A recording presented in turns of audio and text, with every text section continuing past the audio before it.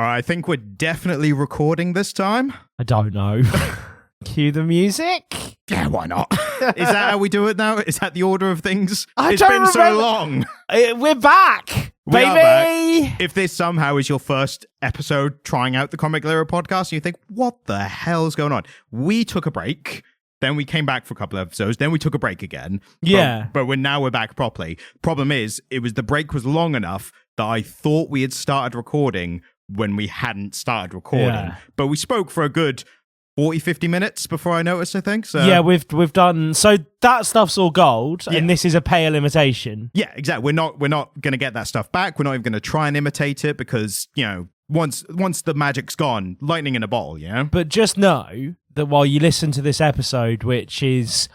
There's going to be some kinks to iron out because it's our first one back. Just know there is a much better version of this episode that we didn't record, that you'll never get to hear, and just imagine that you'd listen to that one. Yeah, and to be honest, for all episodes, past and future, if you don't like what we're doing, just imagine a better podcast episode. But still, press But play. keep playing this one. But just put it on mute and imagine us being better at it. So, what are we... I'm going to try and be the disciplined one this week. Oh my God. Well, because I got responsibilities now. Really? Why? We all know why I've got responsibilities now. I thought you were just on holiday.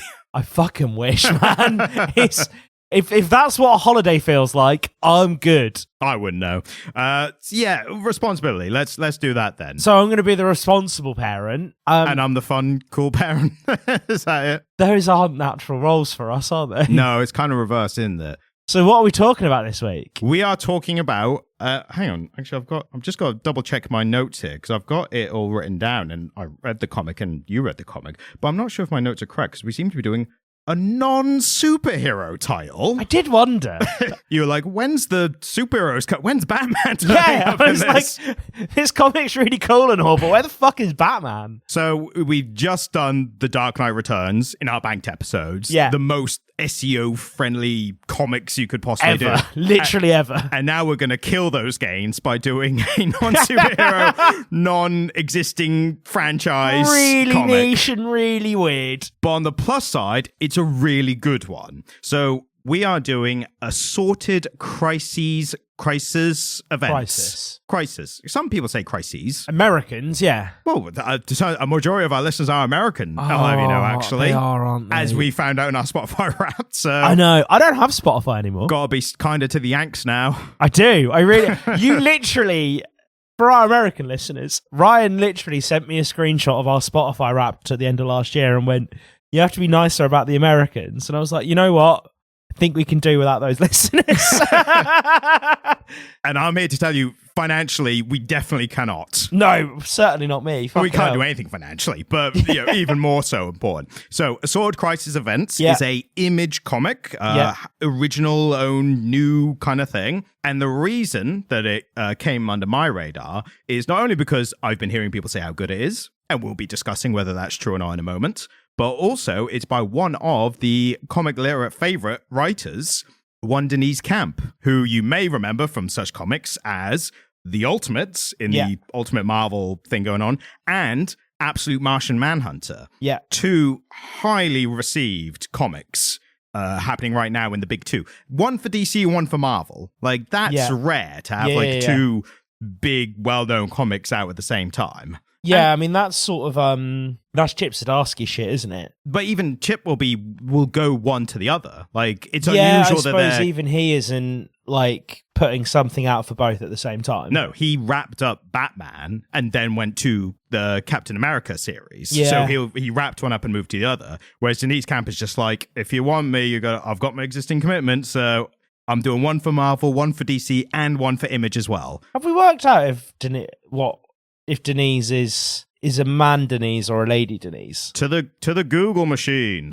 It doesn't matter. Like, it really doesn't matter what the gender strongly is. affects whether I view them as a good writer or not. That's awful. Somehow.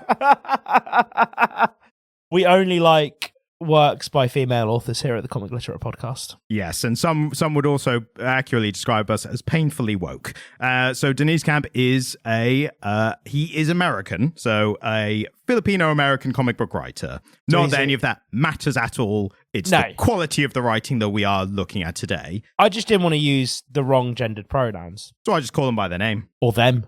Or them. That also works. I mean, them is a pronoun. Yeah. Or as James A. Caster would say, them or she. Them or she. Yeah.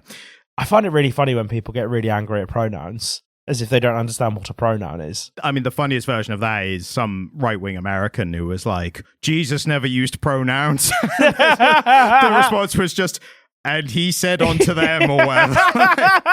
Jesus never used pronouns. Well, it's when people go, well, people who have pronouns. And I'm like, don't have pronouns? Yeah, there are no pronouns that refer to you, sir. Sorry, I would say sir, but that's a pronoun. Yep, they jumped the gun a little bit there. Anyway, so, continue. The rest of the other people who made this comic were the artist, and I hope I'm going to pronounce this correctly, Eric Zawadzki. I'd say Oh, my eyes are fucked. Zawadzki? Zawadzki? Well, Eric, if you are listening to us, bear in mind we are British. So I'd say Zawadzki because it looks Russian, and so that W is probably a V. Yeah, but just bear in mind we are British, so mispronouncing other people's names that aren't traditionally British is part of our cultural heritage. So, or just anglicising them. Yeah, exactly. So, like I just did then. Yeah, probably. Yeah. And we also have colorist and letterer, and the reason I'm including them both is because I think they are the hardest working colorists and letterers in the game right now.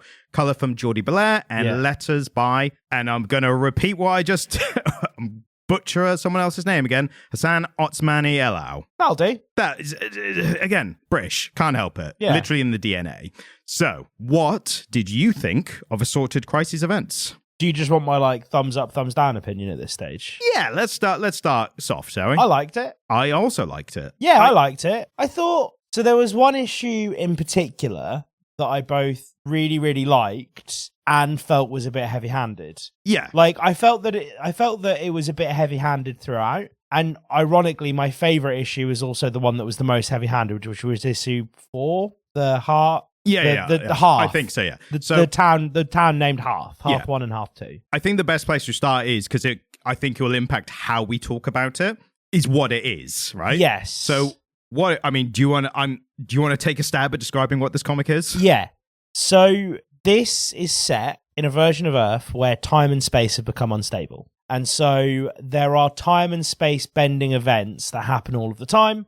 And it just becomes part of people's reality. So, for instance, a really great example is that there is an initial issue where we meet a character who you kind of think is going to be the protagonist throughout the whole thing. It doesn't really shake out that way. But it's issue 1 is where they're really setting the scene. And this person turns up to work and they're like, oh, I've turned up to work into a reality where I've never worked there. So I get the day off today. Because reality has shifted in such a way that I've gone to work today and I'm now in a reality where I don't work there. That being said, when she goes back tomorrow, it'll probably be okay. Yeah, but basically it's the end of the world is kind of happening slowly, but with these extreme temporal reality shifting events that are occurring with such frequency that people are getting alerts on their phones when they're happening nearby, basically. It's also the actual structure of the comic book itself is an anthology series with this kind of overarching setting of a world where the world is ending because time is incredibly fucked up and it's affecting people to different degrees. The anthology, obviously, each issue looks at an individual person's story and their experience of something happening to them. And it also, in a kind of more meta sense, it does, I think we're going to debate this. I'm not saying we're on different sides of this. I think we're both on a similar 50-50 thinking here. Each situation uses a kind of essentially science fiction, time-bending thing on a specific character to basically to explore a theme of some kind of humanity or the human experience. Is that a good way to state it? Yeah, exactly that. Yeah. Each issue. I will have edited out my silence while I took a while to think of the words try to and describe articulate that thought. Yeah, no, exactly that. Every single issue examines a different area of humanity or a different aspect of the human experience through the lens of these sort of temporal anomalies. Yes. And so some of them end up being really, really impactful. Some of them end up falling a little bit flat. Yeah, I think naturally that is the anthology, hit and miss format. And I don't think that is a critique. I don't think that's necessarily a criticism of it, because when I say it falls a bit flat, I mean your mileage is going to vary as to which situations you find compelling. Yeah. And which ones you find interesting. And I really think a part of that is sort of your politics and which issues of the day you find to be the most compelling in politics, or which particular characters you identify and associate with more strongly. But then even in that instance, like, I think it's fair to say we probably share quite a bit of politics-wise with Deniz Camp, right? I think that's fairly obvious from reading this and from knowing us. I think you kind of nailed it earlier when you said some are just a bit too heavy-handed. Yeah. Like, I've had that a lot, and I think I've said this on the podcast before, but I've watched things where it's had a basically political message or meaning or something, and it's something that I agree with, like fundamentally the messaging, but I'm watching it going, this is bad because it's so heavy-handed and doing it in a bad way. Yeah, you can agree with the message and not necessarily appreciate the medium. Yeah, exactly. Or just the execution of how it's done.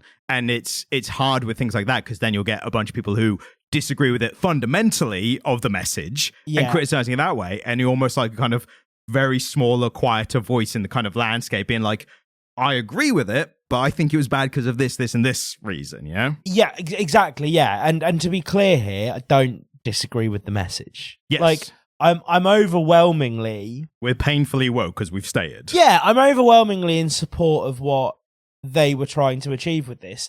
And to a lesser or a greater degree, I think it really does achieve it. Yeah, and there's, again, some feel a bit more heavy-handed. Other parts, I think, execute it brilliantly. And that made me, feel for the character and resonate with them and, all the intended effects of reading it. So, and again, the most heavy-handed one, I think, is Hearth. Yeah, but also I think, I agree with you, but I think it also achieved the kind of highest peaks as well. Yeah, and this is the thing. Hearth is the heaviest handed, but it's my favourite. Yes. By far, it was my favourite story out of the bunch. Yeah, so it's kind of almost like, did it have to be heavy-handed to achieve what it achieved? But you see the heavy-handedness in other moments of it, Yeah, it's one of those where, the magic trick that Deniz Camp is performing here is compelling enough that I don't mind that I saw one of the cards peeking out of his sleeve. Yeah.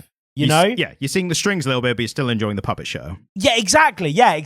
Absolutely. And I think, does that just come down to the fact that we are slightly older readers, and this is a medium that in general is intended for slightly younger readers?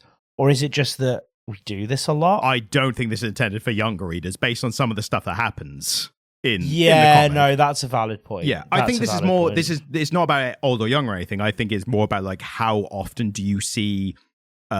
again, political messaging and stuff, and even cultural messaging and stuff, hidden, or not even hidden is the wrong word for this, but used to get a story across. And I have a very particular predilection for dystopian fiction. Yes. I'm a big fan of dystopian fiction. It's always been one of my favorite genres. I'm currently rewatching The Handmaid's Tale, the TV adaptation. Yeah.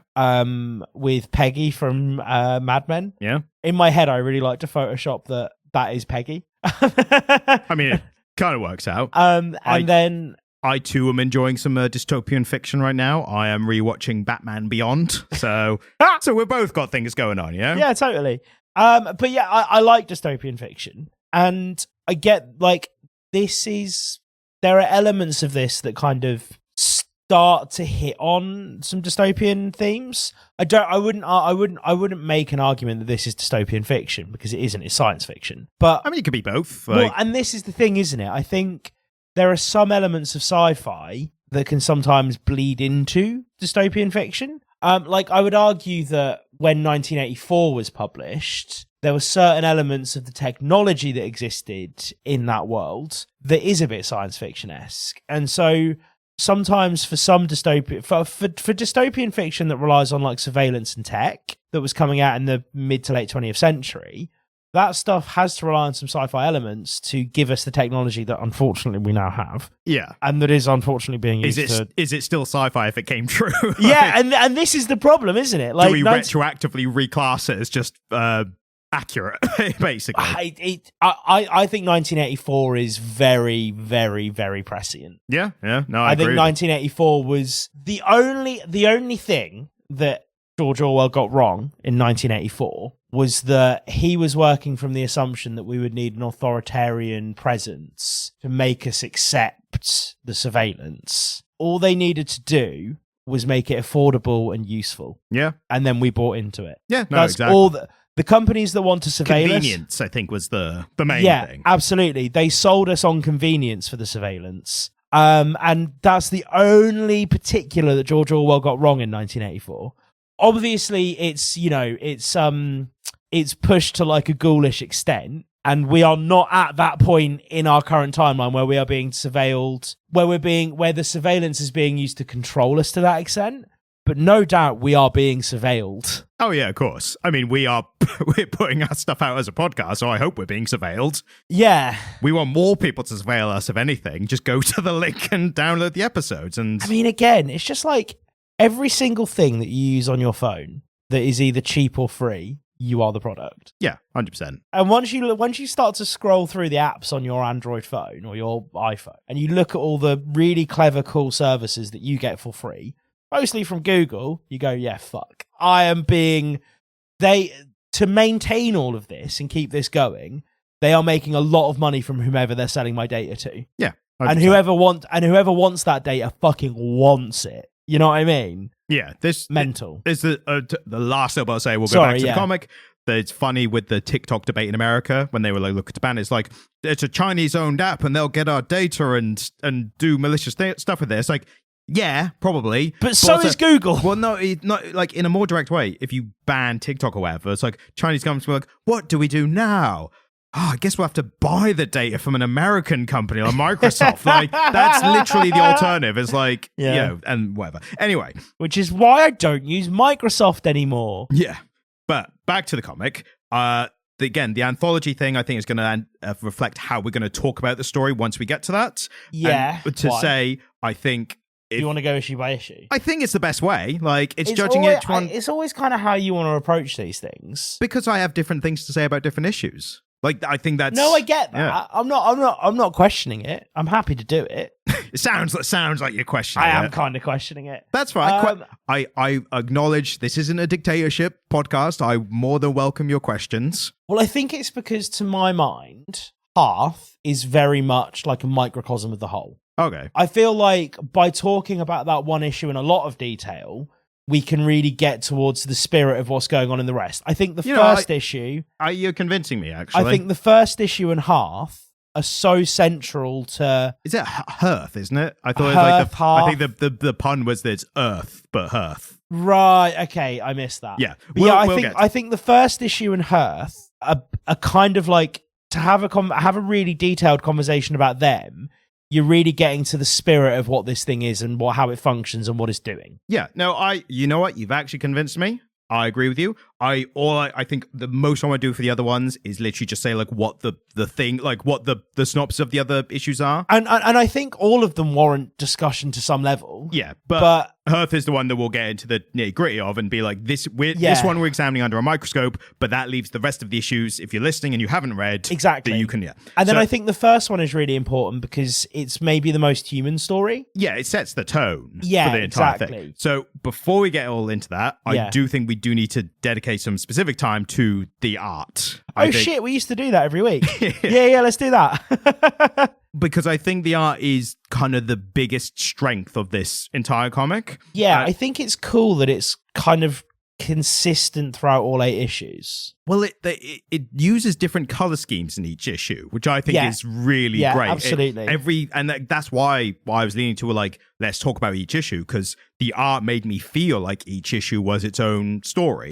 Oh, they all are so distinct, aren't they? But even the visuals kind of make it. The one that has the least identity in terms of like color and everything is the first issue. And I think that literally is the first issue is here is the universe. So and the first issue is less a contained story and more just showing us the machinations of this thing they're setting up. Yeah. It's like, this is how these temporal things work.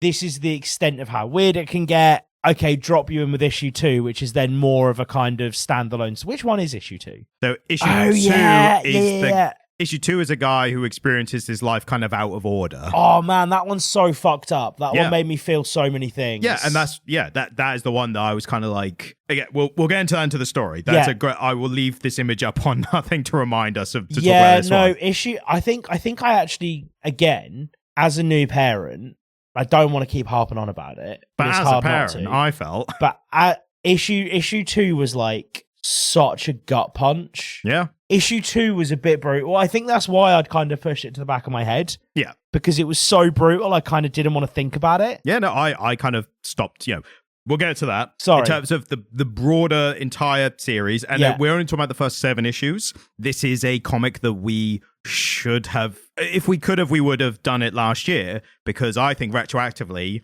this has got to be 2025's panel layout of the year. Because for no other reason, like the general panel layout is great, but to the extent that each issue has at least one, maybe more, but at least one splash page where the layout of the page not only looks amazing, but the physical layout of the page represents the thing that is the theme of the comic, of that issue in the moment, and the time thing that's happening in it as well. Yeah. And that I noticed as you get them through the issues, each page has one of those, and it's just amazing. Like, and even a better thing, in the issue we're going to talk about distinctly, the Hearth episode, the Hearth issue, is that repeats the same page twice every time because of the context of the story, which we'll get into. So panel layout, I was blown away by how good they were points. Really special, really interesting, and just sort of pulling its weight. Again, I think this reminds me of the way I felt when I first read 8 Billion Genies. Yeah, I was going to make a comparison to that, actually, because so in this first issue, and again, every issue feels very differently. One thing I noticed in this first issue is I kind of had a negative reaction to how busy the backgrounds were in it. And I think the reason is because in the background, there's all this stuff happening. Like, there's all people from different timelines and stuff. There are people who are like stuck in time. There's people who are like aging really fast. There's a one like direct panel shows this directly, a guy being born out of his body and a baby bursts out of his chest. And weird, man. Yeah. So all this stuff is happening in the background as well. And I thought about this makes me feel kind of uneasy. But I've enjoyed this kind of technique in the past. And I thought of 8 Billion Genies, where big open splash pages, busy, loads of stuff happening. Remember that splash page where everyone got their powers, got their wishes all at once, and it was just fucking chaos. Exactly. And I remember enjoying that because I was looking at it going just looking at all the stuff that's happening. I'm like, oh, look what this is happening here. Oh, look what's happening down here. And taking in and taking the time to enjoy it. In this, I think the difference is there's loads of stuff happening in the background, but they're all in small panels. So it feels too busy. It feels chaotic, but also punched in and restricting and suffocating in moments. And again, to the panel layout, I think that's a credit to that as well. Yeah. So this first issue, the art of it, I think correctly made me feel really uneasy about the world that it's saying, here's the world. This is where this comic's going to take place. Just to prepare you for it. Yeah, and it's supposed to make you feel uneasy, isn't it? Exactly. It's supposed to unnerve you a little bit. And I suppose, to a certain degree, even though I really didn't like issue 2, I didn't like it because it did its job. Yeah, it did its job too well. Yeah, issue 2 was hard. Yeah, no, I know. And that comes down to the idea of some people think that art, the only job, when people confuse art and entertainment, because they are close to one and the same. Well, one can be the other. You can be entertained by art. Yeah. But entertainment isn't necessarily art. But I think the confusion is people think that both art and entertainment should only invoke positive feelings in you. Yeah. And there is lots of media where it's you recommend stuff, you're you should watch this. It's horrible. And people are what? It's no, it's really well made, but it'll make you feel horrible. And that's the point. The first time in our generation. No, a really great example of that in our generation was when Black Mirror. Yeah. And it was you have to watch this TV show. Why? Oh my God, it's so disgusting. The Prime Minister fucks a pig. Yeah. It's oh, but that's awful. And you're like, yeah, it's awful. And as it went on, the later episodes, it was like, this one will make you feel bad. This one will make you feel shit. Like, you need to watch this. You know, that you that need kind to of feel this recommendation. shitty, yeah. Yeah. But I think the art has done a really good job of also having like the nicer moments as well. Like, and that's the story as well, to be fair. But I think the last, I assume you don't have as much to say about the art. No, not really. That's fair. The only other point I was going to make was I think the use of color in terms of like, I pulled an image here from Google. It's one of the ones where the girl's like standing in front of a hole, but the use of like the detailed color drawing and the like kind of muted like lines, and it's always like background, foreground stuff. Like, I mean, there's nothing bad with the art. It's good. Like, it's really very good. I think it from page to page, it ranges from serviceable to blows you away and everything in between. And one of the things that they do really well is hitting those nice contrasting colors. Yes. So, like, through the second half of issue 2, there's a blue-orange thing going on. Obviously, we know that blue and orange or blue and yellow are opposite ends of the color wheel. And so blue and orange are these really, really powerful complementary colors. Like, even there's a panel where this character who reoccurs through every issue is being arrested. And if you look, he's in orange and all the police uniforms are in blue, right? And the girl, the main character of the first one, is in like muted grayish green and beige and stuff. Yeah, but the point is there's a blue and orange thing going on. So there's all of that orange and yellow counterplayed against the blue in the policeman's uniform, and that's like just really punchy color theory stuff.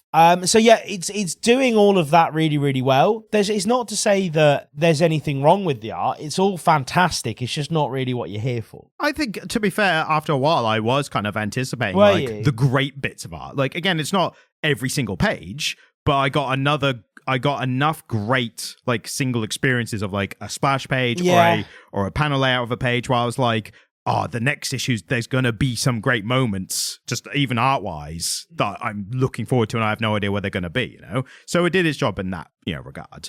And it's funny to kind of shift into the story, or like the overall story of the comic, is when you mentioned the jetpack guy, that's what kind of made me think, as soon as I saw he was reoccurring, like, there must be something going on here. Well, not just that, but it's easy to compare any anthology series to any other anthology series, because that's just, they share the same ice cream. Yeah, well, exactly. As soon as we realized that the jetpack guy was a reoccurring background character, it made me think of immediately Ice Cream Man, because that is a series that was a horror anthology. Yeah, and you had the Ice Cream Man character who was reoccurring and stuff. And in that, they did start to very, very sporadically and a little bit at a time, like, explore that character. We really liked that, didn't we? Yeah, it was fantastic. I mean, I think we read like the first couple of issues at the start, and then like when we did the Eisner one-off specials, we did the car crash issue. Oh yeah, we did, didn't we? Yeah. But yeah, so immediately I'm thinking, oh, is this jetpack character? Is he significant? Is he just a visual representation, a reminder that it's all just taking place in the same universe? Like, but those questions I was asking in an invested way. So it was a sign that I'm invested, I'm enjoying it, I want to see what happens, later. But also I'd be, if they never, for as much as we read it, if they never get into the jetpack guy or they never explain him, I'm fine with that as well. Yeah, he's just there. Yeah, he's just a crazy guy. Again, his significance... Like Pizza Planet in the Pixar films. Exactly. An Easter egg just to literally be like, reminder, this is that same universe that other thing happened in. And the thing is, it gives them room to pay it off if they want to. He's been... Yeah. And this must be the thing. If you're writing an anthology series like this, it's like, if we don't stick a consistent presence throughout this, if we then get to the end and we want to do that, we haven't laid the foundation. So even if we don't know what this guy's going to be, just stick him in a panel, stick him in the background somewhere for every issue, and then we can knock that together later. And right? he's always mentioned as well. Like a character will acknowledge him in some way as well. So it's not just literally like, it's not like an Alfred Hitchcock, like, look, he's in the background. It's literally like, and that jetpack guy, and he's just standing there like... Yeah, he's always there. Yeah. He's always present and notable, isn't he? Yeah. I did see in my notes that I did make note of one specific panel I actually thought was like amazing color-wise. It's a bit where it's in the first issue and a guy is getting like lasered from the sky. Yeah. And the color, I remember like that's made me, up to that point, I was like, yeah, the color's like interesting, but it's not kind of blowing me away. That was a panel that I went, oh shit. Like this, it's actually like really like they really used every Crayola in the box here. And then that makes you realize like, oh, the rest of the stuff looks dreary intentionally. Like it's very intended to look that way, so that these singular moments of like explosion of color and whatever's happening in that more potent. Yeah, exactly. Yeah. So talking about the overall series, like we said, there is a different story in each issue, and it's all about that combination of a fucked up time-space thing happening, and it's a kind of metaphor / representation of a human experience, a complex human experience or something, in that regard. The first issue, it's not pulling as much weight, but she's grieving. Her parents have died. Yeah, I tell you what as well, in terms of larger, bigger picture stuff here, I think there is the whole series, and this first issue kind of encompasses it the most, is kind of a metaphor for the feeling of a slow apocalypse happening in real life. Yeah. Like, it's the idea that this girl is trying to go about her day and her phone is going off being like, temporal event happening like 4 miles from you, 10 miles from you, like next to you, like be careful, whatever, like a weather report. Yeah. But it is that feeling of like today, like, or who knows what's going to happen in the news by the time this episode comes out. Yeah. But it is like World War III might be closer than we think, and world's falling apart, and like those kind of things. Like, I think it is trying to encapsulate that feeling of how much bad news can happen until it breaks, and we're finding out and as well how much stuff can be going on in the background in terms of the news and the larger world, but you still have to go to work the next day. Totally. It's that kind of feeling, and I think it's the issue 1 and the series as a whole, that's what it's kind of going for, Yeah. So that, to say that issue 1 was just like a world builder one, is also trying to do this. It's other not. stuff. I think that to say it's just world building is unfair to it. No, but it does a lot of that really well. And it does serve that function, but it does something more, doesn't it? Yes. So if we're gonna, I forgot how impactful issue 2 was. Yeah, and issue 2, it's not a particularly like crazy thing that's happening in it, in the sense of it's a guy who is basically experiencing his life out of order. Like, well, he's experiencing it chronologically in order, but what happens is I don't think he is. I think he's jumping from point to point. Oh yeah, sorry. Yeah. No, sorry. It was issue 2 isn't the one I was thinking of. Right. So issue 2, you are right. I'm so sorry. Issue 2, he's experiencing his life non-chronologically, which is crazy fucked up. And then what's happening is things that are happening in certain events, you assume you know what's happening, and then later it contextualizes it a bit better. Yeah. Like, one point he's at his dad's funeral and he's not as sad as his mum, and you're like, oh, is he just kind of comforting his mum? Yeah. Like, that's what he's doing in the page. And then later you see his dad like, while he's alive, like stumbling drunk, and this guy, the son of the dad, is a bit like, just leave him. He does that all the time. So it's like, oh, he's got like a bit of animosity towards his dad, and then it builds and builds and builds from there. The kind of the story of it, in terms of like what it reflects, is the character is an illegal immigrant, and it's his kind of trying to build a better life in this world, and trying to kind of do his best, but a lot of where the arc kind of is strongest and kind of biggest emotional reaction I had was there's a lot of violence because he's working in a slaughterhouse. Yeah. And the detail on the cows as they're getting killed. The cows' faces with the bolt going in. Yeah. Yeah. And when they're hanging from the hooks and the blood's coming off. And I was looking at it, I was like, that is... I had the thing. I was editing the Dark Knight Returns episodes just came out, and we were having the argument about ugly art versus good art that's representing beautiful art that's showing an ugly thing. Yeah. I think this was a great representation, or this was a great example of beautiful art showing an ugly context, or showing an ugly thing. Yeah, absolutely. Yeah. It was really beautifully rendered, but what it was showing was a very brutal look at the way that animals are slaughtered. Yeah. But also the facial expressions, this guy's face as he's operating this machine, like... It's when he then goes to see a psychiatrist and she's eating a hamburger. Yeah. And he's traumatized from killing cows, and she's just got a cheeseburger on the table in front of him, and you can just see how much it's impacting him. Yeah. But also his face, he's like, I hate what I'm doing right now, but I literally have a family, and this is the only job I can get, and I need to do it. And there's a guy, like, the guy who's like showing him the ropes and is like really comfortable. It's like, yeah, I killed like 2 million cows on the course of my career, and and they're talking, and he's like, wow, you're really taken to this. Like, you're just fucking getting on with it. And I was like, I'm the same, but I've also had like three or four mental breakdowns. So like, you seem to be getting on absolutely fine. Like, and it's that how psychically impactful it is to do this kind of work over and over again and stuff. Like, so I don't know if I've ever talked about this on the podcast. I wondered if you were going to bring this up because I obviously had this thought when I was reading. I was like, I wonder if Jamie will reveal this connection or not. So I was raised by a butcher. My dad was a butcher, but he then went on to be what is known as a meat inspector. So that person's Is that role, the guy who you have to get your dick out for? And yes, exactly that. He's the guy. It's always annoying when he comes around. It's always when I'm in the public. Well, he's the guy you show your deal to before you do a scene in porn to make sure it's not infected. Because you go. Let me get my microscope out. Oh, come on, mate. Well, it goes through a few different hands, doesn't it? Yeah. Pardon the pun, but you've got the meat inspector, and then the fluffer, and then finally it's your scene partner, and you're getting razzed off or whatever. I'm talking about the one who just comes at you when you're in the middle of the street and just going on your daily life. Like, I'm going to be honest with you, Ryan. I live in a nicer neighborhood than you. I mean, I asked for his credentials. He said he left him in the car, and I was like, well, that's reasonable. I'm the meat inspector. Yeah.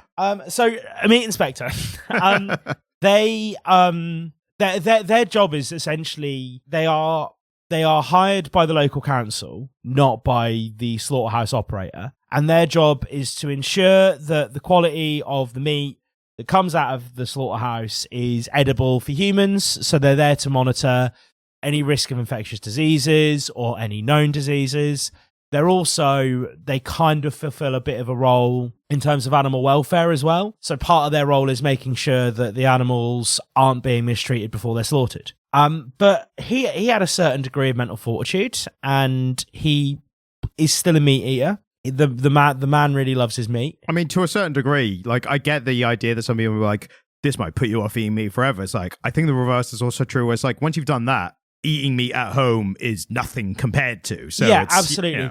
But he's still a big advocate for the process of eating meat in a way that I'm maybe not, even though I do still eat some meat, if that makes sense. But he for many, many years after he stopped doing that job would have nightmares where he was being chased by every animal he'd ever overseen the slaughter of. Right. And he had a really high level of mental fortitude. But even he encountered, it is a really impactful environment. And also, most of the people in that environment were very respectful, normal people who just had a bit of a weird job. A big part of it is like they were working class people, and they didn't live in a city. They lived in rural areas. And so the job was the local meat factory. Like, that was the employment they had. But it did attract the odd weirdo. And he was like, you could but spot him a bit too eager. Like, who wants, we need to kill all these animals for me. And so it's like, oh, me, I'll do it. It's like, I don't like how quickly you volunteered for that. Exactly that, yeah.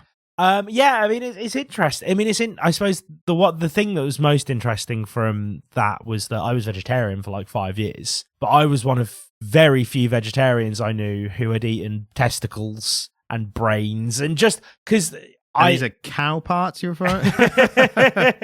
Because I had access to like offal and stuff in a way that most people didn't, and there was somebody in the house who knew how to dress that stuff and make sure it was safe and all of that shit. And so I was a vegetarian, but I was also a vegetarian who was like, I do quite like kidneys and heart though. And the other vegetarians were like, dude, you're fucking weird. Like, I stopped eating meat because my nuggies weren't ethical. And there's you like, I could go for a baked heart right now. Getting blood splattered on you when you visit your dad at work. Like, I might go veggie, I don't know. Maybe just a health reasons. Yeah. I think issue 2, what I will say, to not spoil like any of the other issues, there's only one we're going to get into deep, but it's very violent. So if you are considering reading it, and if you are like, what's the word? Like squeamish, yeah. Trigger warning violence. Yeah. Trigger warning violence against animals. It also ends in a way that you will never predict. It's a crazy ending, which we won't. Well, because I suppose there are some people who would argue that the meat, like the slaughter of animals for meat, is part of the natural order. And then there are some people who would argue that that is an act of violence against the animal. And it can be both. Do you know what's really weird? I still eat meat, but I fall quite strongly into the latter camp. Oh yeah, I don't like the idea of eating meat, but I'm also very weak-willed, and that's why I keep eating meat. Like, that's really it, you know?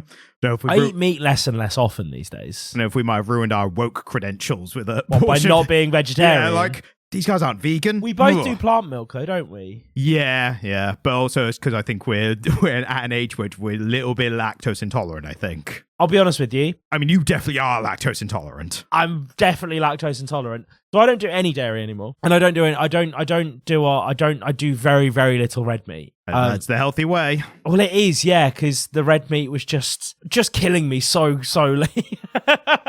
But deliciously as well. Deliciously. Right, so issue 3. Issue 3... Issue 3 is the good one we're going to get into properly. Yeah. I think just to quickly get like what happens in the other issues. Because I think issue 4 is the one that was a gut punch for me. Really? Okay, so yeah, issue 4, the basic thing is a guy's life is passing him by really fast. Yeah, right? So the moment he sort of thinks about a decision, he's already made the decision, is now already living with the consequences of it.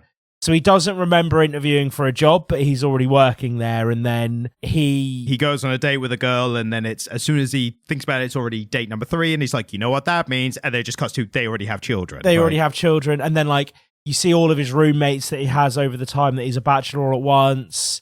And one of them's like, life short, smoke up. And then he's got smoke him if you got him. Smoke him if you got him. And then he's got a crippling nicotine addiction. And he then cheats on his wife a bunch of times. Yeah. And then finally I think beyond this would be maybe spoilers for this issue. Yeah. We're not going to. But this one, I'll be entirely honest with you, mate. This is what I thought was issue 2 in my head. I went and scooped my son up out of his crib and cuddled him after this. I literally sat rocking, cuddling my son after this issue. It fucked me so hard. Yeah, I know what you mean. I played the PlayStation after I read this issue. Did you need a break? Did you need a break afterwards as well? It was more like I might take a little gap in between. Actually, no, I tell you what, I think there is an issue coming up which might be the one I did to actually take a break for afterwards. Yeah, I can't remember this one or the other one, but this one fucked me so hard. I think what's interesting about this one is the other ones do have a tinge of like modern political climate issues and stuff. Like even the first issue, which is the least specific a theme, has like the current climate of the world and how crazy it is. This one I think is the most universally understood message, which is time goes by quick. Like smoke them if you got them. Yeah, blink and it's been a year, been a decade. Like is that feeling of time getting quicker as you get older. It is obviously, this is the sci-fi twist. It is literally happening real fucking quickly. So I let myself have like a little bit of social media now. Like just a little bit of scroll, a little bit of yeah, like I try and limit myself to like 20 minutes, half an hour a day. I just like, I boot up the old smartphone, have a little scroll through Instagram, just see what's going on in the world for 20 minutes. And the theme I keep seeing is the 10 years, show yourself in 2016.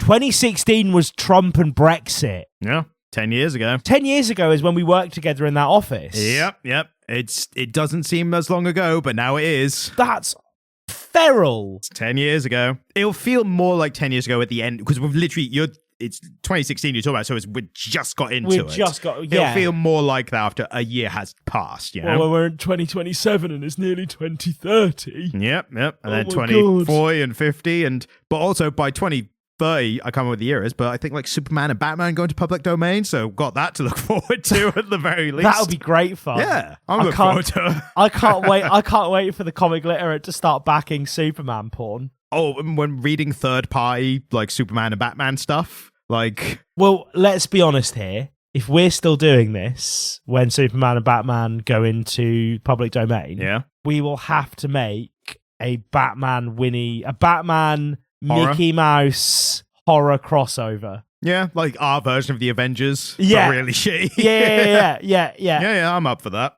I mean, there's already been a Superman horror, but yeah, Batman horror I think would be great. But yeah, so, time is going by really quickly. Your life is slipping from your fingertips. There's not much to say about this other than it just makes you feel the thing, and it's a bit of a gut punch. Very sparse use of color in this issue, which again makes it feel so unique. It's all red, white, and blue. Yeah, all red, white, and blue. So yeah, I know what you mean by it's a gut punch.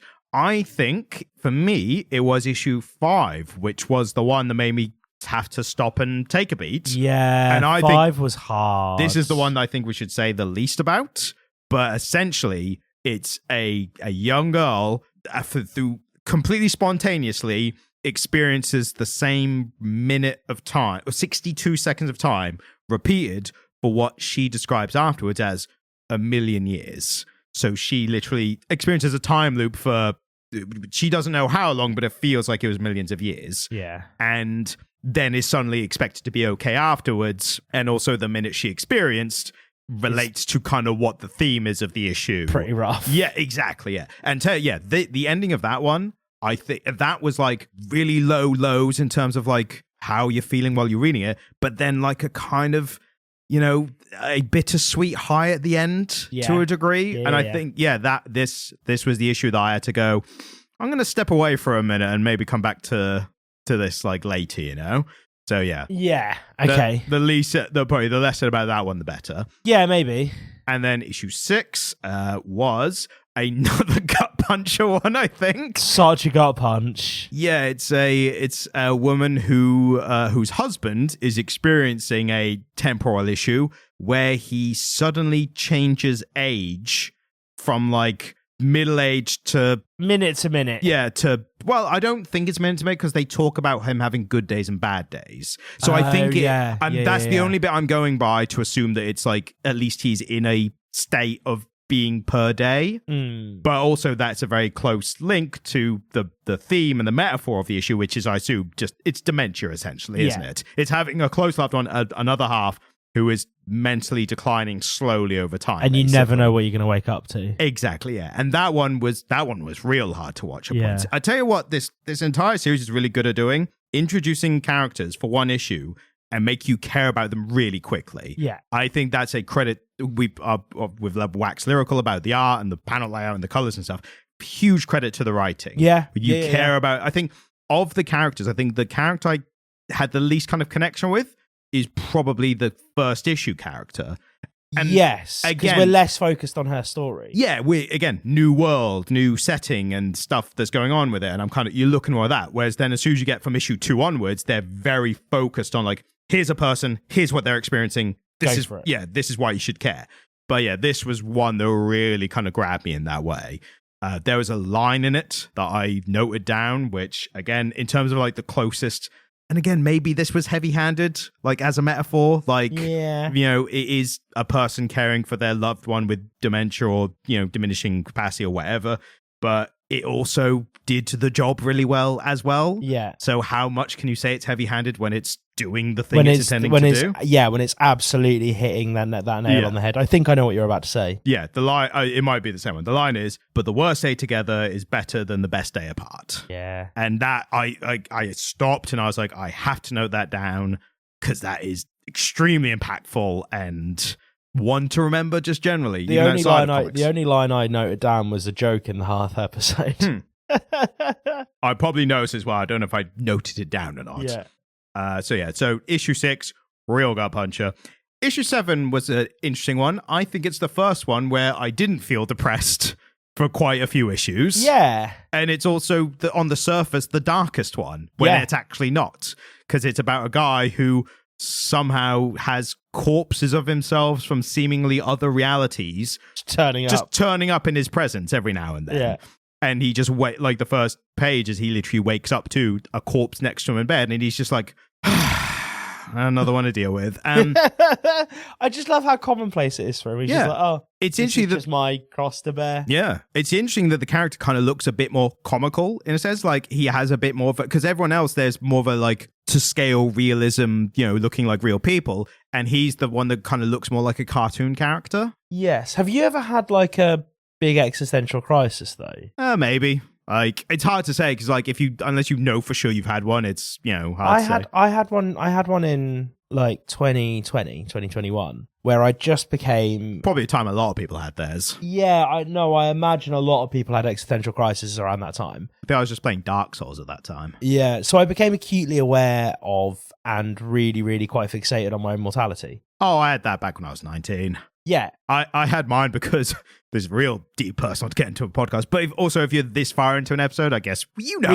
we can pepper it in. I remember when I turned 19 and I realized, oh shit, this is the first birthday, because for England and, you know, a lot of other countries, 18 is the age where you can do most things. You can drink, you can drive, you can do whatever. Don't drink and drive, but you can drink, and separately from that, you can also drive. Yeah. But yeah, I remember 19 feeling like, oh, this is the first birthday where nothing significant has Nothing happened. cool happens. But every birthday leading up to 18, you're like, one more closer to 18. Because remember, when we turned 16 in the UK, you could smoke and gamble. Yeah, so and then 17 you can drive, Yeah. 18 you can drink, and then 19 it's like nothing significant happens. Yeah. And then my kind of brain went into overdrive when I went, oh shit, like birthdays, they're not special anymore.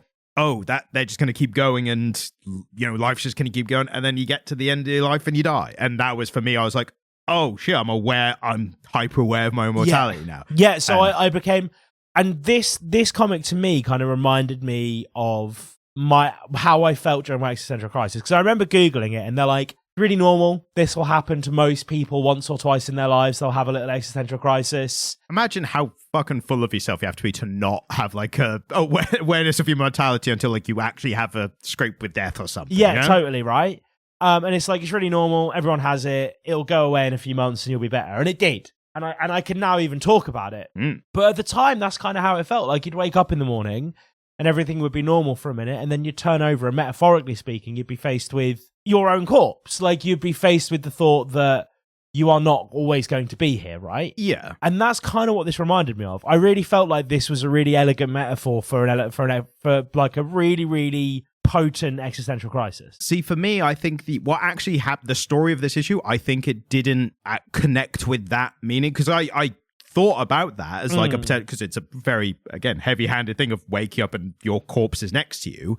But the way the story plays out afterwards, I was like, is it that or is it something else? The closest I got to, once I got to the end of this issue story, it felt to me like the message was more about like living with and owning your disability, if you are someone who has it. Yeah, okay. It felt like he had to, because these bodies appear and are basically ruining his life. Like, he can't go to work because he's in an office and his corpse appears. He can't even go to the ice cream parlor he likes because the corpse somehow appears under the fucking barrier on top of the ice creams. Gross, So he's not allowed there anymore. And his landlord is a bit like, well, he's like, you know what? I don't mind the corpses, like, because I'm not near them, but I need the rent, and you don't have a job, so like sort it out. And again, not to spoil this issue, it's still worth reading. I think it might be the weakest one of the 7 that we've read. Yeah, maybe. But for me, what happens in it felt like what he did was he kind of owned this burden of his, even though it's not something he instigated at all, it's just happened to him. But he owned it and adapted his life in a way that he could have as close to a normal life as possible. So it felt to me like, again, like adapting to and owning your own, even if it's not as strong as a disability, just whatever your physical or mental baggage is, and just kind of owning it and adapting it and, trying to have a normal life. That's what I got from it. But I think it speaks to the fact that this was the only one that we had different interpretations of. Maybe that is why it's the weakest issue, Yeah, maybe, because the other ones were a bit more like punchy. Exactly. So going on to Hearth. Yeah, speaking of punchy issues. And I'm really glad that you also had the same takeaway from me, that this one was like so pungent. Yeah, 100%, yeah. So basically, in this one, it kind of sets up the idea that part of what's happening in these temporal events is that there are alternate versions and some of them are bleeding into one another. Yeah, it kind of explicitly states that in this story, there's 2 Earths and 2 towns called Hearth. Yeah. One is basically ours. Yeah. Like, what's happening in our real world is what's happening in this one world. And the second one is the temporal, fucked up, everything. Well, it basically says both Earths are dying, but one of them's dying more slowly. And one of them, it shows the kind of a generalized version of the issues that we have on our planet right now. And then the second one is like, everything's turbo fire. Everything's on fire. So the denizens, the citizens of Hearth 2... Hearthlings. Hearthlings. Because they themselves find that joke funny and cringe. And yeah. So the Hearthlings of Hearth 2 burns down. The Hearthlings on Hearth 2 go on a big, like, Jews in the desert style pilgrimage, essentially. And they arrive in Hearth 1. They find a door. So it's a literal doorway between worlds. And it's a Monsters, Inc. style door through a doorway thing. And they get to Hearth 1 and then they have to kind of exist in Hearth 1 now. Yeah. Some of them are dead, some of them are remarried. But for the most part, they go and live with their Hearth 1 counterparts, who are literally just them from an alternate universe who haven't had this stuff. And Hearth as a town, it credits itself as being like the most welcoming, care for thy neighbor kind of town, right? Their motto is love thy neighbor. Yes, literally. So the joke, by the way, I don't know if you noticed it, but they basically say there are infinite versions of Hearth, but functionally for this story, we'll call them Hearth 1 and 2, but this could have happened in any Hearth, even Hearth 616. Yeah, I didn't notice that until you messaged me about it, and yeah, so I missed it when I was initially and that's hardcore comic book nerd shit. That's definitionally an Easter egg. Yeah, that's like definitely. Yeah, that's a comic book joke, isn't it? Exists for no other reason than for the reader to go, huh. that is the most reaction. Specifically for comic book readers to go, yes. Marvel 616 universe. Do you know what universe the MCU takes place in? No. It's 6160, I think. Or 016. It's a 0 just added to the comic, the main comic. Oh, so it's not the main comic universe. No. Is that how they get around things? Yeah. It has to be different, obviously. Yeah, obviously. But yeah, so they turn up in Hearth 1. The good Hearth. And then they try and essentially integrate themselves into that place. Now, I did mention as well, what's great about this comic is even when the different Hearthlings meet each other on Hearth 1, you still get the same thing happening for 2 pages. So a page will show something happening, and then the next page will show the same stuff happening from the other Hearthian's perspective. Yes, yeah, absolutely. So it's like a dual story, similar to that issue of the Old Man Logan with the DNA stripe and the fight. Yeah, that's funny about it. That's like not a well-known comic. Like it's not niche. Like, but it's like being like, remember that Batman series from like 10 years ago, like, or a bit more now. But it's such one, and you always reference it because I assume it's one you enjoyed when we were working in the office together and you read. But you always reference that Old Man Logan comic, and I always think of like, oh, the one that everyone knows, the first one, like the Wasteland. I was like, no, the one that took place after, where they brought the Old Man Logan character into the 616 universe. It's like. But that most people don't know exists. I host a comic book podcast. If I didn't know some weird deep cut comics, it's weird that it's coming from you and not me. Like that's what's weird about it. I feel like you know, while I was on paternity leave. Wait, that's what you were doing? Yeah, dude. Wow. Oh, that was a joke, right? The best thing when someone's trying to be funny, the best thing someone can say in response is, "Oh, you were trying to be funny then." Oh, what a dickhead. I did watch, because you like recommended some stuff for me to watch, and I watched the cartoon version. I got hold of the cartoon version of The Man Who Has Everything. Yes.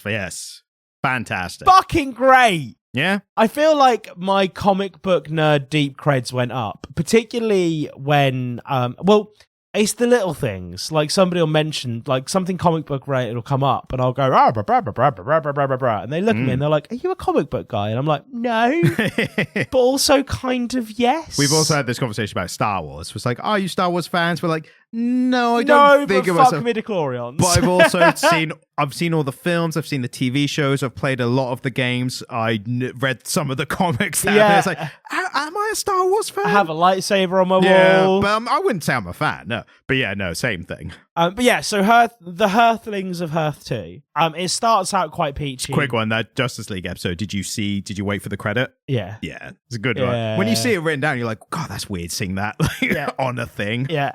Anyway, go on. The Hearthlings of Hearth 2 try and integrate, and it doesn't go well. And we end up with something really reminiscent, Donald Trump and the Mexicans. Essentially, yeah. And you could even back out and say it's the right wing anywhere, any country, right wing's response to an influx of people who are desperate and need help, basically. Yeah, absolutely. And it becomes a very, very pointed metaphor for immigration. Yeah. And the right wing response to be fair as well, like I'm the one who said right wing response. Yeah. I do think this issue does a great job of showing it in a very balanced way. Oh yeah. It's not like we've seen this kind of stuff, and we said at the top of the episode, like media that show something that we agree politically with but will execute it badly. Yeah. I thought what was great about this, it wasn't just, God, these people are desperate, need help, and these assholes aren't helping them, and now this right-wing guy is being mean to them. Like, it didn't feel like a heavy-handed, no, you should be nice to immigrants. I think it did really explore, like, the complexity of the real situation. The thing that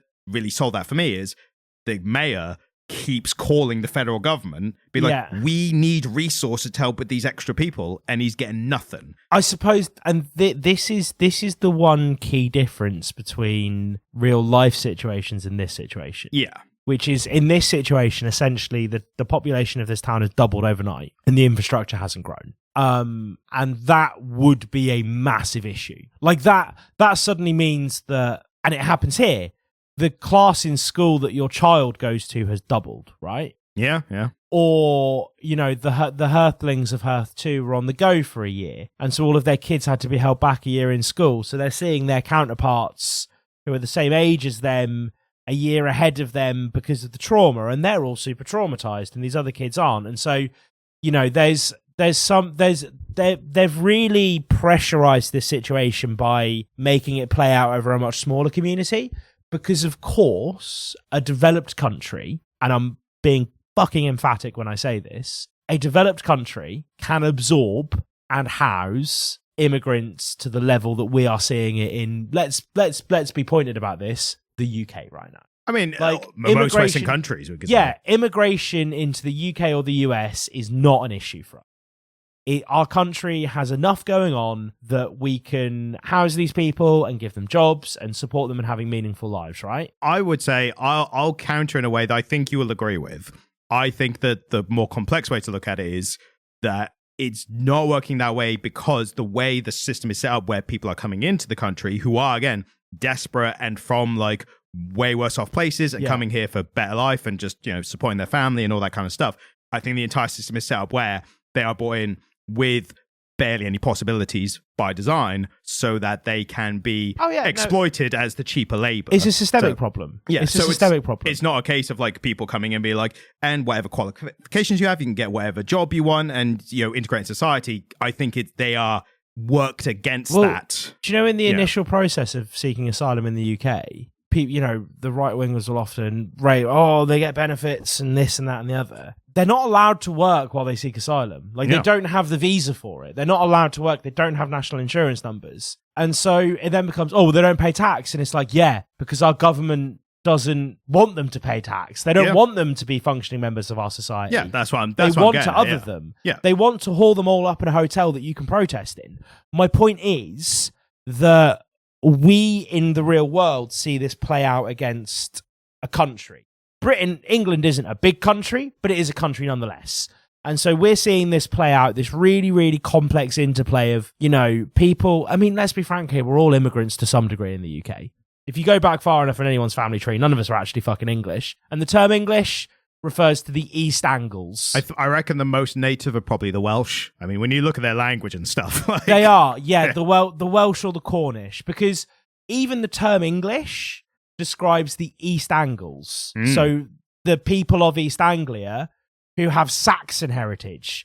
So the term English is a term that was used to describe the first wave of Germanic settlers by the second and third wave of Germanic settlers. Like, to be English at all is to not be native of this land. Yeah. Because the term English is derived from the term Angle, which was used to describe Saxon peoples. I'm getting off point.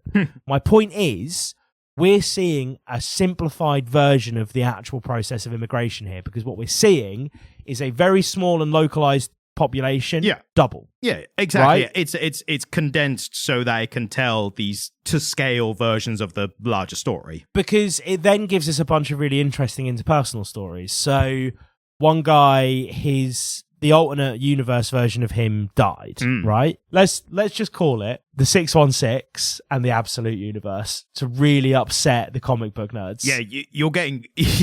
I don't know. I'm unsure if you're aware how wrong that is, whether it's intentional or not. Oh, yeah, it absolutely is, yeah. So the 616 version... Who are the good universe or bad universe? They're the Earth 1. All right, good. The good Earth. Good Earth, the non-on-fire one. Yeah. Was it that difficult to tell what I meant by good? So 616, he's there with his wife. Absolute comes in. Yes. His absolute counterpart has died. His wife has married their neighbor. He becomes very, very skeptical of his wife. Yes. Because he's like, well, she is you, and he is him, and you... So you must... And we see that play out, or we see a guy whose wife... The added detail of that part is like, he says, whenever I see her, she's always like shuddering and looking away from me or whatever. Like, has she just completely fallen out of love with me since I died, since her version of me died? And then when the layout thing, when the page it goes from her perspective of the same events, she's saying, I can't look at him because all I think about is my version of him it's so that died, yeah, and it hurts to look at him, and that's why I keep looking away. So she's still very much in love with him and cares for him to the point where it's debilitating, but he interprets her physical manifestation of that as, oh, she's just over me then and doesn't care about me. Yeah. Like, or, you know, I think that, again, credit to how good the writing is of this issue in the whole series. But that ultimately leads to him and his wife divorcing, or there's one guy who kills whose wife and, the absolute version. His entire family died. So he murders the 616 version of himself. Yeah. To step into his shoes, or... and it essentially culminates in the selfishness of the 616 tribe, leading to that burning down. Like, and there's themes of like child prostitution. Yeah. I mean, there's one guy who's caught in a car. The doppelganger of his own kid. Yeah, it's real dark. Fucked up. I also like calling it the 616 and the absolute versions. I'm totally... Again, that's why I checked. I was like, do you realize how effective you're being like in annoying people with that? Because there was as much a possibility in my head thought that you had got it wrong. But it increased your intention without you realizing. That's why I was checking in, but like, do you know? No, I knew what I was doing. So ultimately, the story is heavy-handed, but it's heavy-handed, but effective at points. And it's all very much cause and effect. Like, this happens because this happens, and this happens because this happens, and of course this happens and this happens. But it culminates in this really, really powerful sort of end game for what happens if you try and shove people out of a community. I think, the message I got from it, I think, was quite similar, but I think the point of it was to get across a point as well that because they are literally doppelgangers and the same people, I think the messaging part of it was either side would be the good side or the bad side of the thing, depending on circumstances. And I think the ultimate point of it is anyone could go through the stuff that people go through and be as, again, in a desperate position, willing to do more than you thought you ever would, like that kind of thing, or be as territorial and defensive and then like unsympathetic if you feel that what you have is being encroached on. Do you know what I mean? Like you could find yourself on either side of that thing depending on what happens to you, I think that was what I took away from it. Man, it's like, because Britain and America for a long time, I mean Western Europe and the US, I suppose, for a long time have been destinations for people to gravitate towards when life becomes untenable in their own country, right? When war or despotism or genocide occur and people go, fuck, I just need to get my family somewhere. Yeah. The US, Western Europe, they've always been places that people have gravitated towards. And so I think we in the West think of immigration as something that, we only see it go one way, right? And when people go to live somewhere else, particularly British people, they're usually older and they've made some money and they're going to go sit in the sun, right? Yeah, then it's not immigration, it's expatriatism. Yeah, then we call them expats, British expats in Spain, right? Who all voted fucking leave. Who go over and go, do you do chips? Voulez-vous fryer? Por favor. Yeah, exactly. Just to add a little bit of levity into that it's like for the Americans going over to Mexico being like Morso Grande tacos. Muy grande Crunchwrap Supremo, por favor. What's Spanish for Taco Bell? And I think, I fully agree with you. I think this is a very, very succinct way of saying that if the tide of politics if the tide of politics had been a bit different and maybe you were the people being invaded, not the invaders, it could very easily be you that needed to find somewhere new to take your family next. Oh, yeah.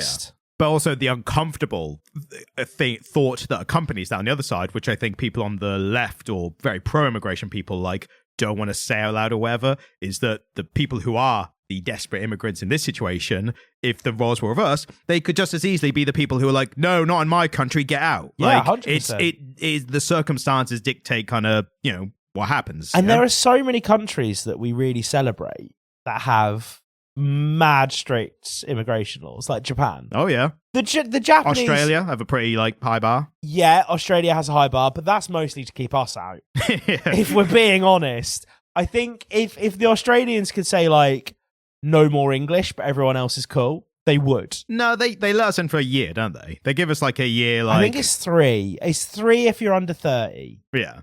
You can come over, fuck around for a bit, but don't stay too long. Yeah, you go to Bondi Beach, drink some schooners, fuck a crocodile. I don't know what people do in Australia. Doing sexual favors for crocodiles, I assume. Yeah. Just fucking razz off a crocodile. Australia's also one of our top listening. A lot of listeners in Australia. I have a lot of love for the Australians. I do. I think you're a marvelous people. I love it. Do you know what? I love an abbreviation, and the concept of being able to buy sausages in hardware store car parks is very compelling to me. Yep. And if you probably don't get that reference, but an Australian knows what I'm talking about. Yeah, I was just gonna say I was a big fan of Steve Irwin. So big fan of Steve Irwin. So is that enough? I'm one of you. So Australians have a very big chain of hardware stores called Bunnings. Yeah, well. Think B&Q, right? But outside most Bunnings, most weekdays and Saturdays, there will be a guy selling something called snags for a low price. Like, it's affordable. It's peasant food.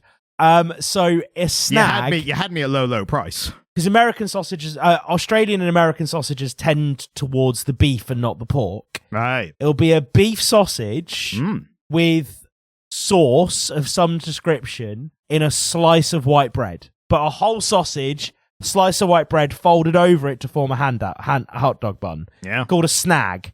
And Australians are feral for it. Like buying meat in I'm hungry now. You're talking about it. Tell you what made me think of is going to shops here and any that has a bakery and getting like the 6-inch like baguettes, like something like that. Yeah. Just cutting one end off, tearing as much of the bread out from the middle, getting a sausage, put it in, sauce, and then just like a built-in hot dog. Now I'm definitely hungry. I don't know how much of a greasemonger you are, but like there's a gaff in Norwich, and I am going to advertise them on the podcast because I know the owners and they're lovely people and they make a good product. It's Archer's. Oh yeah, Archer's is famous. Archer's filled baguettes. Yeah, I would like do shit for one of those. Yeah, you know, like I would do unsavory acts for a savory treat. They should put that on the billboard. I am going to be visiting the IKEA in Norwich soon to pick up an item, and I'm like, should I have my lunch there? Should I get some meatballs? I think you should. Some kebab? Yeah, whatever they call it, yeah. I'm like, meatballs? You sell these? I don't know the Swedish. You're like an expat. Yeah, but in England. Jagen meat and ballen, sire. Por favor.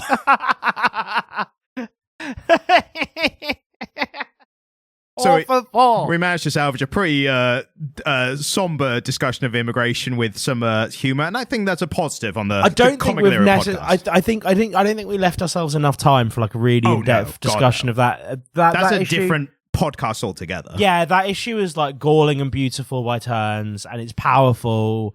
It's definitely if you were like just going to read one issue out of this to see if you liked it, I'd probably just do her. Yeah. Issue 3. Let me double check that before. I believe it's issue 3. Yeah. Yeah, yes, it's issue 3. Yeah. So yeah, if nothing else, this is also the kind of series where, again, if you've listened to all of us talking and you haven't read it but you're considering reading it, the positive of an anthology series are if you just get the gist of it and you're not interested, you can skip to the next issue. Yeah. Unlike a singular continuing narrative. Yeah, 100%. And to be fair, when I was reading this, because I didn't know what this comic was before we read it. Like, I heard it was good. I wanted to go in blind, and I trusted, Deniz Camp, on and his work. as soon as I realized it was Anthology, I did have a little bit of like I really do like especially from Camp, singular narratives, like these stories. And even when they branch into like the Ultimates, it's like a lot happening. Yeah.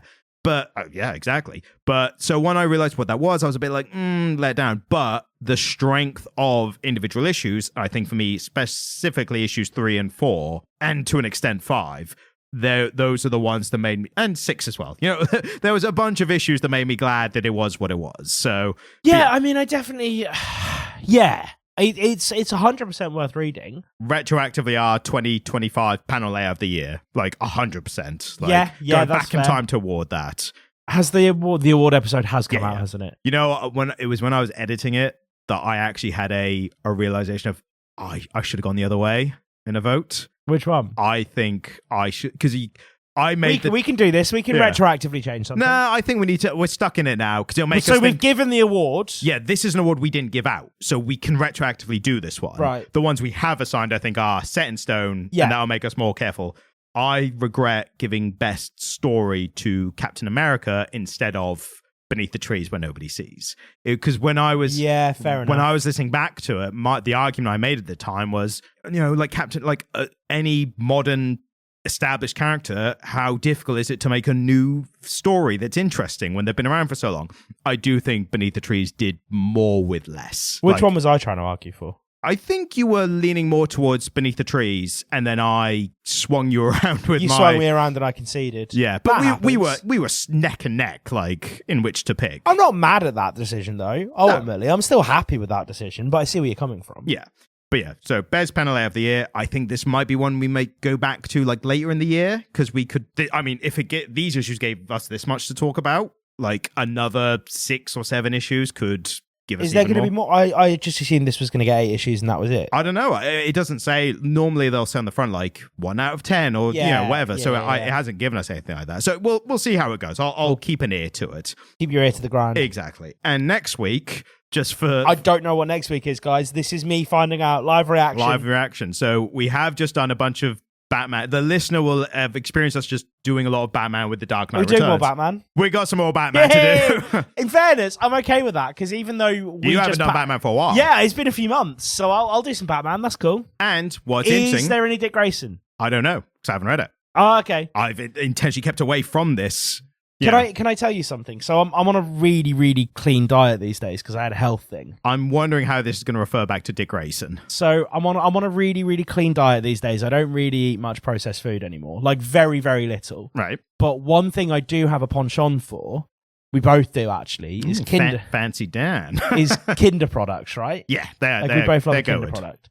And so if it's a chocolate day and it's a day where I'm allowed some chocolate, which again, not every day. But every once in a while. Just recently, the shop near me has got a stock in of the DC Kinder Eggs. Wow, I didn't know that was a thing. It's a Kinder Egg with a Playmobil DC character in it. I need to get myself some. Right? Yeah. And so I picked a few up, and the first one Imagine you smashing them, go like, Dick, no, bang, Dick, this is it. So the first one I got had Supergirl in it. Right. Yeah, that's a good pull. I still haven't pulled Batman or Superman, but what I did pull was Robin. Right. And my partner, I was very excited about my little Robin toy because I have a unit where my record player is, and we have like assorted trinkets on it. So they've all been stood up on my trinket thing.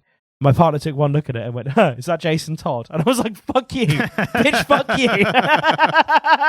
She was, it's Jason Todd. And I was like, fuck you. I mean, it could have been worse. She could have said Tim Drake. She could have, it could have been a lot worse. But it's just the fact that she knows that I have a favourite Robin and that it is Dick Grayson. And the moment she saw Robin, her devious little brain went, is that Jason Todd? What if this was a different Robin? And I was like, no, don't take this from me. It's Dick Grayson and he's going on the cupboard. Don't take my favourite Dick away. Yeah, so, but the DC Playmobil Kinder toys. What's interesting is the Americans, they definitely don't get the Kinder Eggs, because while they're not allowed there, are they? Are much more relaxed laws concerning firearms and so on. It's chocolate with a toy inside is considered too dangerous. Well, it's any food product with something that's not food inside it. Yeah, exactly. Guns have your fill, but an egg in a chocolate egg. Ooh, that's, we don't know about that. They do have, but that's why the Kinder Joys are on the market. Yeah, that was going to be my question: was do they get any Kinder stuff? Because for a while, like for most of our lives, the only Kinder stuff was the eggs. It's only in the past UK, kind of like in Germany, they've always had all of it. Yeah, but that's why it's weird that we've only in the past like 10, 15 years started getting like other. I mean, Kinder Buenos we've had for 20 years at least. There is definitely like Kinder products are more prevalent in the UK now, aren't they? Yes.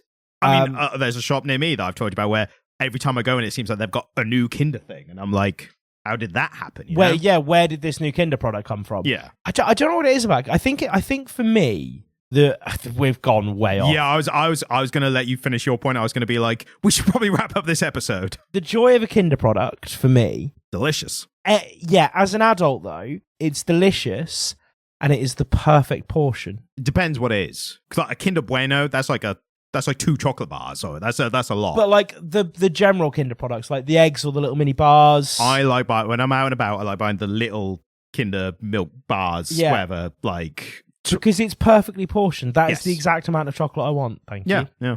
I mean, in an ideal world, I'd have a lot of chocolate and no worries of potential diabetes or anything. Yeah, but then my cholesterol would get high exactly, again. So. Anyway, we're going to cholesterol. That means it is time to end the episode. That's the sign. It's the sign. That's the last song of the night. I'm gonna try and get it into an episode, Ryan. So thank you for listening to this, my first episode back from paternity leave. I appreciate it. And thank you for listening to the past episodes. Yeah.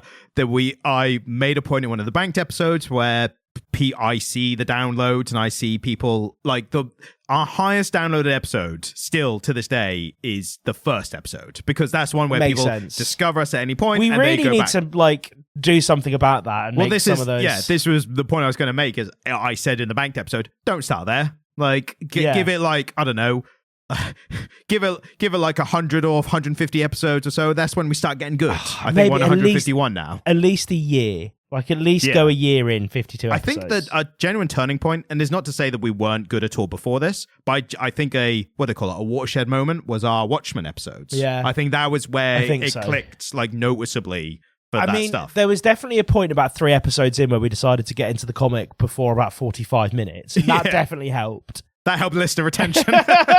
Well, people were getting what they actually fucking came for. Yes. But noticeably, there was a comment from, I believe, Michael on the Spotify.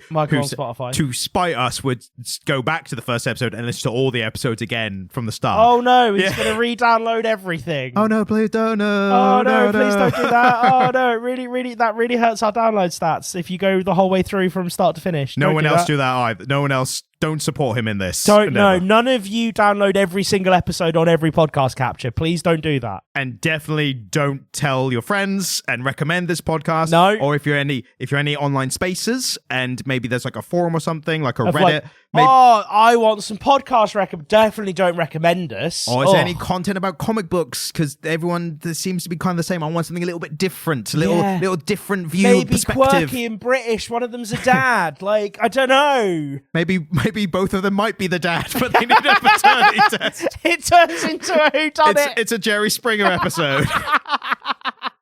Right, this is run over. I need to go home. I love you all. Thank you, bye. And thanks for listening. If you enjoyed this episode, then please subscribe to get notified of our future episodes as well.